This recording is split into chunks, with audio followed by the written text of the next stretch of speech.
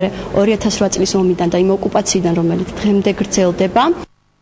განათლების სამინისტრომ და ხელნაწერთა ეროვნულმა ცენტრმა კონკურსი ქართული კალიგრაფია გამოაცხადეს. კონკურსის მიზანი ქართული მწერლობისა და კალიგრაფიის პოპულარიზაცია. მასში მონაწილეობის მიღება კი მოსწავლეებსა და სტუდენტებს, ასევე ნებისმიერ დაინტერესებულ პირს შეუძლია.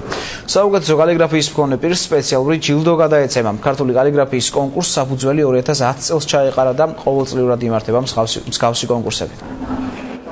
ბოლოვა და ნამუშევრების წარდგენის გახლავთ მიმდინარე წლის 22 ნოემბერი მოსწავლეებმა და სტუდენტებმა ნამუშევრები უნდა წარადგინონ რესურს ცენტრებში, ხოლო სხვა ზრდასრულმა პირებმა ხელნაწერთა ეროვნულ ცენტრში. რამდენიმე წელია ცხადდება ეს კონკურსი და შედეგები გვარწმუნებს, რომ ძალიან დიდია ინტერესი. მასში მონაწილეობს ათასობით სკოლის მოსწავლე, ასეულობით სტუდენტი, ასევე ასეულობით სხვადასხვა სფეროში დაკავებული ადამიანი.